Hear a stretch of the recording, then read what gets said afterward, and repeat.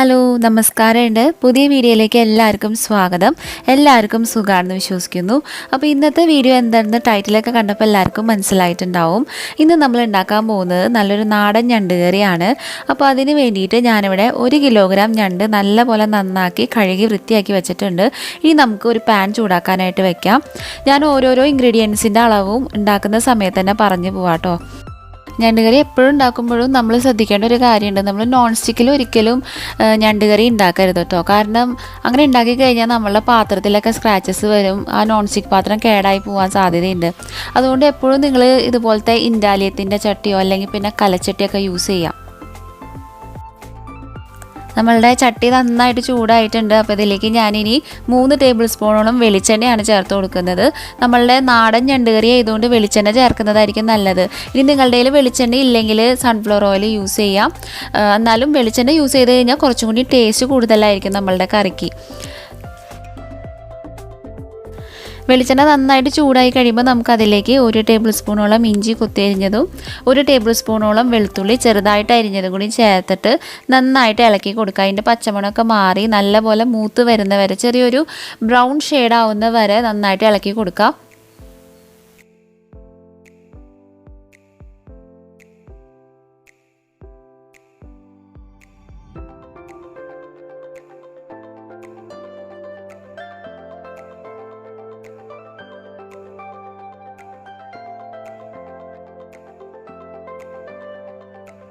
കണ്ടില്ലേ, നല്ല ബ്രൗൺ കളറായി വന്നിട്ടുണ്ട്.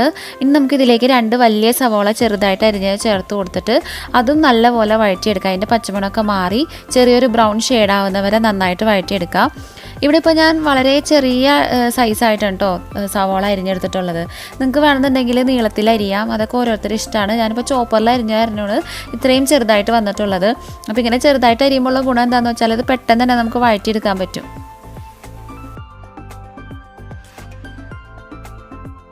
ഇനി നമ്മളുടെ സവാള ഒന്ന് പെട്ടെന്ന് വാടി കിട്ടാൻ വേണ്ടിയിട്ട് നമുക്ക് കുറച്ച് ഉപ്പ് ചേർത്ത് കൊടുത്തിട്ട് നന്നായിട്ട് ഇളക്കി കൊടുക്കാം.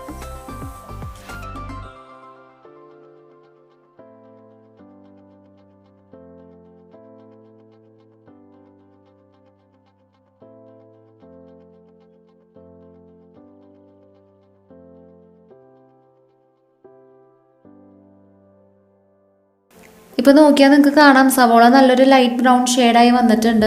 നമുക്കിനി പൊടികളൊക്കെ ആഡ് ചെയ്ത് കൊടുക്കാം. അപ്പോൾ ആദ്യം തന്നെ ഞാൻ ചെയ്യുന്നത് 2 ടേബിൾ സ്പൂണോളം മല്ലിപ്പൊടിയാണ് ചേർത്തത്. എന്നിട്ട് നന്നായിട്ട് അത് മിക്സായി അതിൻ്റെ പച്ചമുളകൊക്കെ വിട്ട് കഴിഞ്ഞതിന് ശേഷമാണ് 1 ടേബിൾ സ്പൂണോളം മുളക് പൊടി ചേർത്തത്. 1 ടേബിൾ സ്പൂൺ മുളക് പൊടിയാണ് ചേർക്കുന്നത്. നിങ്ങളുടെ മുളക് പൊടിയുടെ എരിവ് അനുസരിച്ചിട്ട് വേണം ചേർക്കാനായിട്ട്.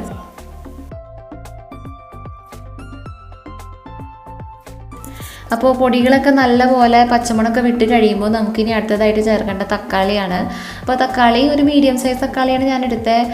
അപ്പോൾ പുളി അനുസരിച്ച് വേണം നമ്മൾ ചേർക്കാനായിട്ട്. അപ്പോൾ ഒരു മീഡിയം സൈസ് തക്കാളി വളരെ ചെറുതായിട്ട് ചോപ്പ് ചെയ്തതാണ് ആഡ് ചെയ്തത്. എന്നിട്ട് നമ്മൾ നന്നായിട്ട് മിക്സ് ചെയ്ത് കഴിയുമ്പോൾ നല്ലൊരു കുഴമ്പ് രൂപമാവുന്ന വരെ നമ്മൾ ഇളക്കി കൊടുക്കാം.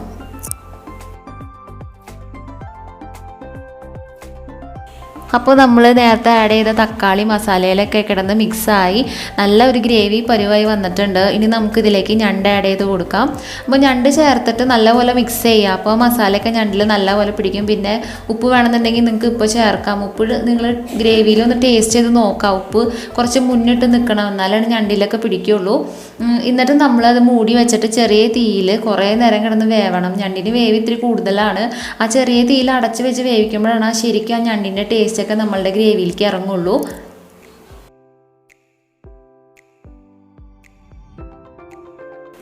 ഇപ്പോൾ നമ്മളുടെ ഞണ്ട് നോക്കിക്കഴിഞ്ഞാൽ 3/4 വേവായിട്ടുണ്ട്. നിങ്ങൾക്ക് നോക്കിയാൽ കാണാം ശരിക്കും നമ്മൾ വെള്ളമൊന്നും ചേർത്തിട്ടുണ്ടായിരുന്നില്ല. ആ ഞണ്ടിൽ നിന്ന് തന്നെ വെള്ളമൊക്കെ നമ്മളുടെ ഗ്രേവിയിലേക്ക് ഇറങ്ങിയിട്ടുണ്ടായി.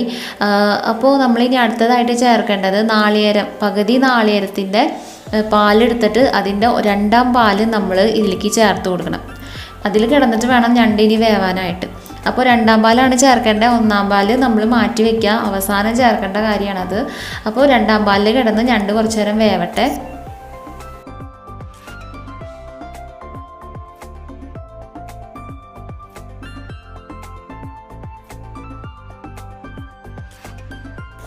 ഞണ്ട് ഇപ്പോൾ ഫുള്ളായിട്ട് വെന്ത് കിട്ടിയിട്ടുണ്ട്. ഇനി നമുക്ക് ഒന്നാം പാല് ചേർത്ത് കൊടുക്കാം. നല്ല കട്ടിയുള്ള ഒന്നാം പാല് ചേർത്ത് കൊടുത്തിട്ട് നന്നായിട്ട് മിക്സ് ചെയ്യാം. ഇനി അങ്ങോട്ട് അധികം തിളപ്പിക്കേണ്ട ആവശ്യമൊന്നുമില്ല. ജസ്റ്റ് ഒന്ന് ആ പാലൊന്ന് ചൂടായാൽ മതി. നമ്മൾ ആഡ് ചെയ്തിട്ട് ഒന്ന് ജസ്റ്റ് മിക്സ് ചെയ്ത് ചൂടാക്കിയാൽ മതി. അതിന് ശേഷം നമുക്ക് തീ ഓഫ് ചെയ്യാം. നമ്മളുടെ ഞണ്ട് കറി റെഡി ആയിട്ടുണ്ട്. അപ്പോൾ ഇത്രയേ ഉള്ളൂ ഞണ്ട് കറി ഉണ്ടാക്കാൻ. നല്ല ടേസ്റ്റാണ്. നല്ല നാടൻ രീതിയിലുള്ള ഞണ്ട് കറിയാണ് ഞാൻ കാണിച്ചത്. വളരെ എളുപ്പമാണ് ഉണ്ടാക്കാനായിട്ട്. പിന്നെ ഞണ്ട് വേവാൻ ഇത്തിരി സമയം എടുക്കും, ആ ഒരു കുഴപ്പം മാത്രമേ ഉള്ളൂ. പക്ഷേ നല്ല ടേസ്റ്റാണ്. അപ്പം മറ്റൊരു വീഡിയോയിൽ കാണാം കേട്ടോ. ബൈ.